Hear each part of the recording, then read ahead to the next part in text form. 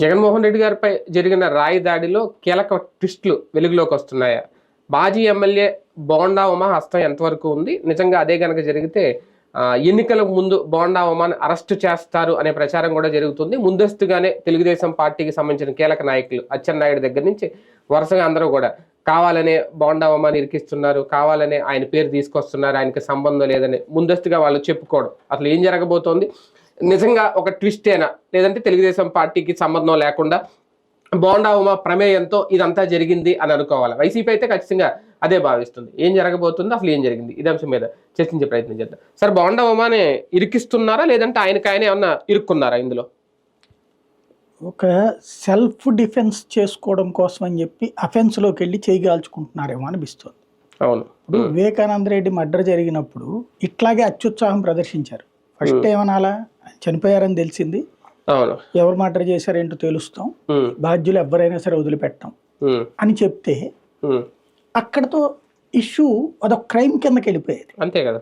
కానీ దాన్ని గుండెపోటు అని చెప్పేసి తీసుకురావడం ఒక ఎత్తు, వాళ్ళదే అదొకటి. అంటే గుండెపోటు అనే దాన్ని సహజంగా ఎట్లా చచ్చిపోయారని గుండెపోటు అంటారు, మర్డర్ అనేది అప్పటికి తెలియదు కదా. ఫస్ట్ అది తెలిసినటువంటి అది ఇప్పటికి టాక్ కాబట్టి. కాకపోతే ఎవడైనా ఇప్పుడు మనకు కూడా చచ్చిపోయారని చాలా మందిది, ఎట్లా చచ్చిపోయారు అనేది రకరకాల రీజన్స్ వస్తాయి. దాన్ని మన క్రైమ్ కాదు కాబట్టి అవ్వట్లేదు. ప్రతి మరణానికి కూడా లెక్క అట్లాగే ఉంటుంది. ఇంట్లో చచ్చిపోయారా, ఎక్కడ చచ్చిపోయారు అని దాంట్లో క్రైమ్ యాంగిల్ చూస్తే బోల్డ్ గా అంతే. అక్కడ ఆ ఇష్యూలో వైసీపీ వాళ్ళు తొందరపడింది కాదు, అక్కడ టీడీపీ తొందరపడేటప్పటికి వైసీపీ తొందరపడింది. వైసీపీ వాళ్ళేం కంగారు పడ్డారు. వాస్తవంగా సునీత కానీ లేకపోతే వాళ్ళ ఆయన కానీ ఆ ఫోను లెటరు దాచేయమని చెప్పారు. ఎందుకు? వాళ్ళు కంగారు పడ్డారు, ఎక్కడ ప్రాబ్లం వస్తుందో పొలిటికల్, అందుకని దాచేయమన్నారు. అదే వాళ్ళు ఆ మాట చేయకపోయి ఉంటే అక్కడే ఉందును మొత్తం వ్యవహారం ఉంటది. రెండవది, ఆ తుడిచేసిన గంగిరెడ్డో బాడీ బయటికి తేవాలనుకున్నటువంటి వాళ్ళు వీళ్ళ వెనకాల అర్జెంట్ అన్నటువంటి ఫీలింగ్ ఉంది, కానీ ఇంటెన్షన్తో చేశారని నేను అనుకోను. అది ఈ రోజు దాకా పెంట అయ్యింది. అప్పుడు ఎందుకు వైసీపీ వాళ్ళు రెచ్చిపోయారు?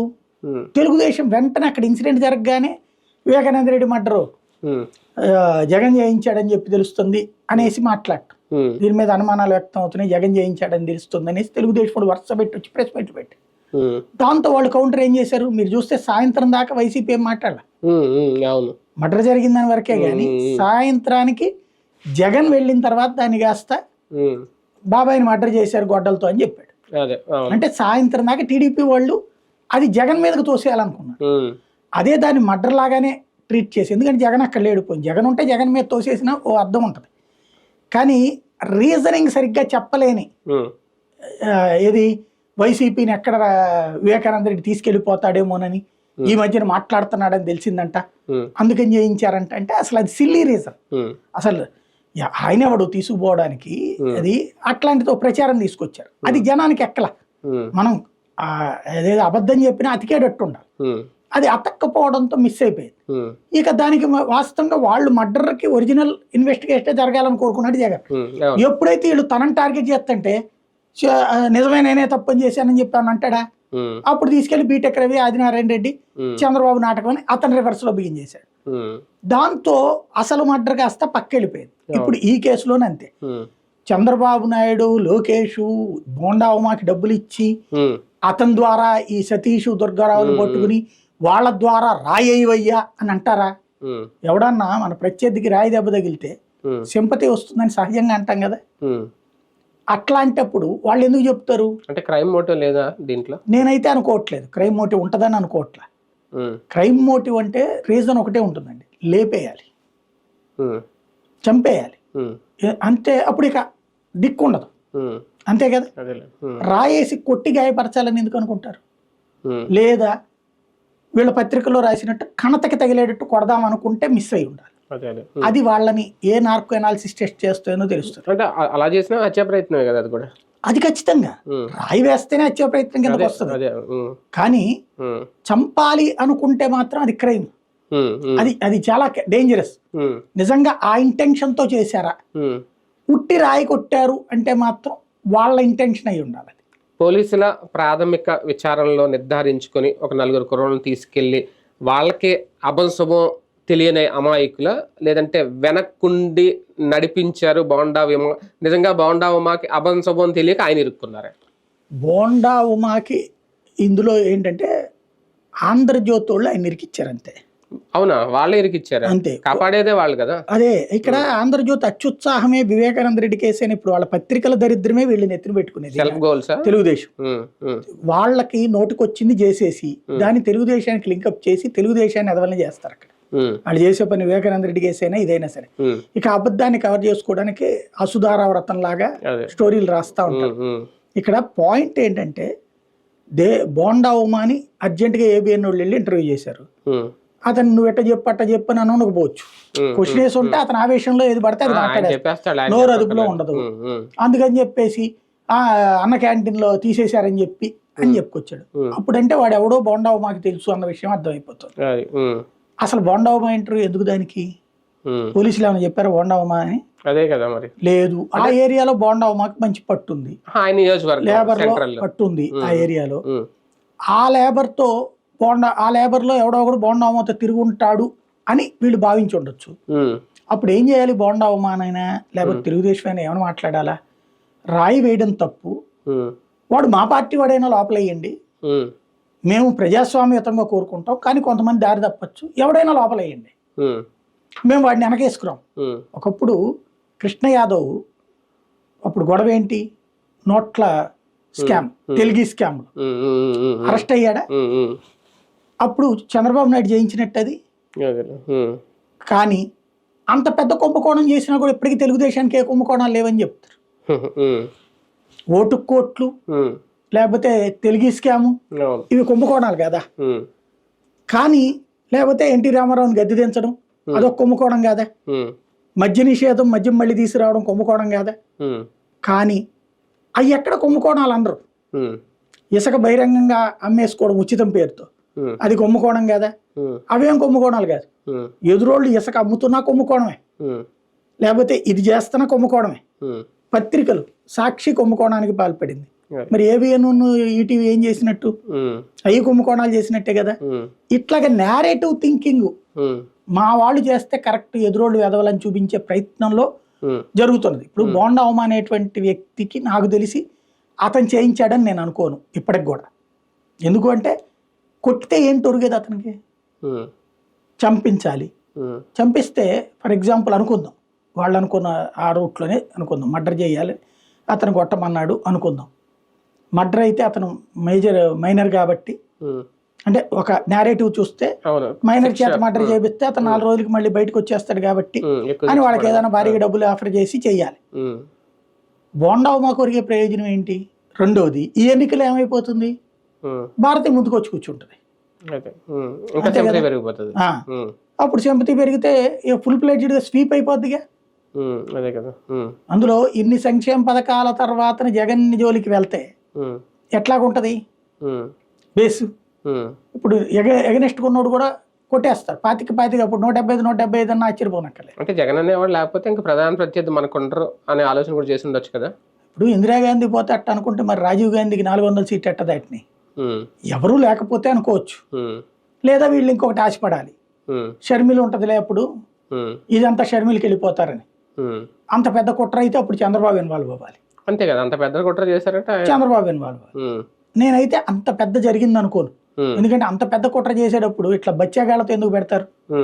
ఏదో పెద్ద ప్రొఫెషనల్స్ ని పిలుస్తారు కానీ మహేష్ బాబుని అతడు దగ్గర నుంచి పట్టు రావాలి అప్పుడు ఆ టైప్ లో ఉంటుంది. సెంట్రల్ నియోజకవర్గ పరిధిలో ఏదైనా కుట్ర జరిగిందా ఆ నియోజకవర్గం వరకు? అందుకే బోండా ఉమా టార్గెట్ అయ్యారా వైసీపీకి? నేనైతే అది కూడా అనుకోవట్లేదండి. సెంట్రల్ నియోజకవర్గంలో జరిగింది కాబట్టి అక్కడ ఖచ్చితంగా వేసిన వాళ్ళ బ్యాచ్లు ఎక్కువగా ఇతనితో తిరుగుతుంటారు. ఇతను ఏంటంటే అసాంఘిక శక్తుల్ని తను అసాంఘిక కార్యకలాపాలు చేయించడు కానీ చేసేవాళ్ళు ఇతను వెనకాల తిరుగుతూ ఉంటారు, పట్టించుకోడు. అంటే నా వెనకాల 10 మంది తిరుగుతున్నారనే లెక్కలో వాళ్ళు నేను ఉమా మనుషులు అని చెప్పుకుని అక్కడ ఏదో పనులు చేస్తూ ఉంటారు. రౌడీజాల్లో పెరిగేది ఎప్పుడు కూడా అక్కడే. అట్లాంటి వాళ్ళు రేపు బోండా ఉమా గెలవాలంటే దెబ్బ తగలాలి. ఇంకొక కాన్సెప్ట్ కూడా వచ్చేది, ఏదో సినిమాలో ఒక ఇది ఉంటుంది, మెయిన్ లీడర్ చచ్చిపోతాడు కాల్పుల్లో, అందరూ అదే అనుకుంటారు. సిబిఐ ఇన్వెస్టిగేషన్లో అసలు అతన్ని చంపడానికి కాదు అది ప్లాన్ చేసింది, పక్కన ఉన్నటువంటి వ్యక్తి ఒక పెద్ద స్కామ్ను కనిపెట్టాడు, అతన్ని అరెస్ట్ చేయడానికి రెడీ అవుతుంటే ఇది అతన్ని పట్టుకోవాల్సి, అతన్ని లేపేయించడానికి కుట్ర పన్నారు. పొరపాటు ఆ పక్కన ఉన్నోడికి కూడా తగిలింది, మెయినోడికి కూడా. మర్డర్కి అసలు రీజన్ పక్కన ఉన్నోడిది అనిపిస్తుంది అనమాట. అట్లాగే ఇక్కడ ఒక ఆస్పెక్ట్లో కూడా అనుకోవచ్చు, వెల్లంపల్లిని కొట్టడానికి అయ్యి ఉండొచ్చు, అది మధ్యలో జగన్కి తగిలి ఉండొచ్చు. ఎందుకంటే బోండా ఉమా స్థాయిలో అయితే వెల్లంపల్లిని కొట్టాలనుకుంటాడు కానీ ఈయన కొట్టాలనుకోడు కదా బేసిక్ గా. జగన్ కొట్టాలని ఎందుకు అనుకుంటాడు? అది కూడా ఆయన కూడా అంత శత్రుత్వం ఏముందిలేండి, ఆయన పాపం కొత్తగా ఇప్పుడు వచ్చాడు ఆ నియోజకవర్గాన్ని, మొన్నటి వరకు వెస్ట్ కదా. అతను కొట్టిస్తాడని కాదు, అతని మనుషులకి ఇప్పుడు ఇతను ఇంప్రూవ్ అవుతున్నాడు అనుకుందాం ఫర్ ఎగ్జాంపుల్, ఇతను కొట్టేస్తాడేమో రేపు పొద్దున, ఓట్లు ఇతను కొట్టేసుకుంటాడేమో, గెలిచేస్తాడేమో, మా వాడు పోతాడని కసితో కొట్టచ్చుగా. తెలుగుదేశం పార్టీ ఏమన్నా అప్రమత్తం అవుతుందా ఎన్నికలకు ముందు బోండా ఉమా లాంటి వ్యక్తిని అరెస్ట్ చేస్తారేమో అని ఏమైనా జాగ్రత్త పడుతుందా? అందుకే ఒకేసారి అందరూ వచ్చి దీని మీద బోండా ఉమా తరపున మాట్లాడడం. దారిని పోయే కంపెనీని ఎత్తినెట్టుకున్నారు, అంత మించేం లేదు. తెలుగుదేశం మీడియా ఎప్పుడైతే అచ్చెన్నాయుడు, చంద్రబాబు వీళ్ళందరూ మాట్లాడడం బిగిన్ చేశారు, అప్పటిదాకా ఇలా పాత్ర ఉందని నేను కూడా అనుకోవాలా. వీళ్ళు మాట్లాడడం బిగిన్ చేసినప్పటి నుంచి డిఫెండ్ చేసుకునే ప్రయత్నం జరుగుతుందని అనిపిస్తుంది. అంటే ఇది ఎలా ఉంటుందంటే 10 మందిలో ఎక్కడైనా దొంగతనం జరిగినప్పుడు అందులోంచి ఒకటి వచ్చి నేను దొంగ కాదు అన్నట్టు ఎలా ఉంటుందో అలాగా ఆ టైప్ లో పాపం అనవసరంగా తెలుసుకుంటున్నారు. బోండా ఉమాని హైలైట్ కాదు, టోటల్ గా పార్టీ ఇన్వాల్వ్మెంట్ ఉందని జనానికి నమ్మకం తీసుకొస్తున్నారు వీళ్ళంతటి. అది అంటే వైసీపీ ఏమన్నా ఈ టైంలో అరెస్ట్ చేయించడాలు అలాంటివి ఏమన్నా చేస్తుందా? అంటే బోండా ఉమా ఏముందండి, ఆఫ్టర్ ఆల్ చేస్తే చంద్రబాబుని అరెస్ట్ చేయించవచ్చు కదా, చెయ్యాలనుకుంటే. ఈ మర్డర్ అది వేరు, కుంభకోణం వేరు. మర్డర్ అటెంప్ట్ లో అయితే బెయిల్ కూడా రాదు. మర్డర్ అటెంప్ట్ లో ఎట్లా బెయిల్ వస్తుంది బేసిక్ గా? మరి చేయలేదు కదా. అవును, అంటే ముందు ఆయన పట్టుకుని అరెస్ట్ చేస్తే తర్వాత ఏమన్నా తీగలాగితే డొంక కదులుతుందేమో, అది అంత సీన్ ఉంటుందని నేను అనుకోను. అంటే బోండా ఉమా పాత్ర లేదు అని ఎంతవరకు స్టిల్ అయితే నమ్ముతున్నా, బోండా ఉమా పాత్ర లేదు. కానీ అతని వెనక తిరిగే బ్యాచ్, ఆ దుర్గారావు వాళ్ళు మందు కొట్టిన మత్తులోనో గంజాయి తాగిన మత్తులో నువ్వు చేయరా నేను సార్తో చెప్తానని నేను ఏదో చెప్పుంటాడేమో అనుకుంటున్నా.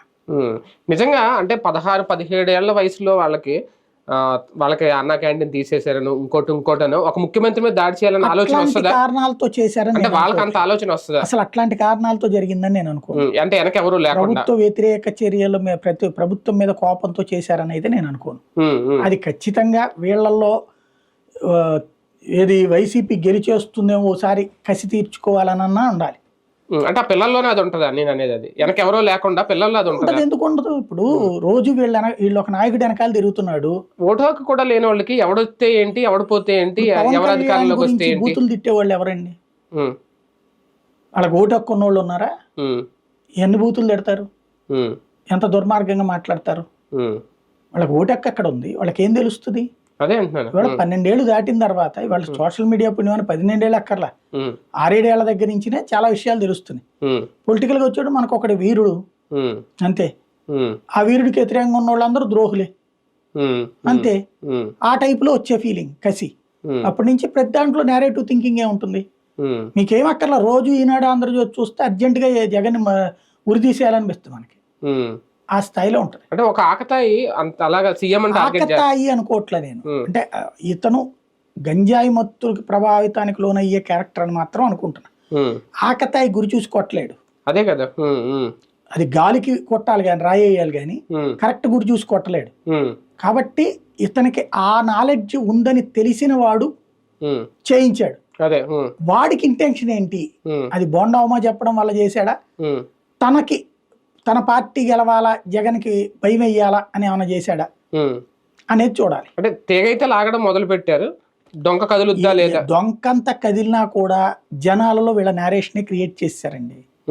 ఇప్పుడు ఎలాంటి స్థితిలో మన ఆంధ్రప్రదేశ్ ఉందంటే, రేపు పొద్దున చంద్రబాబు నాయుడు గారు స్వయంగా జనమందరి మధ్యలో ఒక మర్డర్ చేసినా సరే లోక్ కళ్యాణం కోసం చేసినట్టు ఫీల్ అవ్వాలి.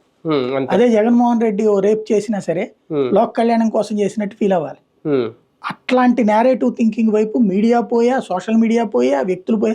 కరెక్ట్గా నాకు నేను ఫీల్డ్లోకి వచ్చిన కొత్తల్లో రౌడీలకి, ఫ్యాక్షనిస్టులకి, వాళ్ళ అనుచరులను అడిగితే మిగతా జనాలు తిట్టుకుంటారు కానీ బయటకు వచ్చి మాట్లాడరు.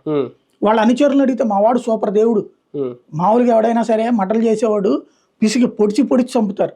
కానీ మా వాడైతే ఒక్క దెబ్బతో లేపేస్తారు తెలుసా, ఎంత ప్రశాంతంగా పోతారో తెలుసా అని మాట్లాడిన దరిద్రులు ఉన్నారు.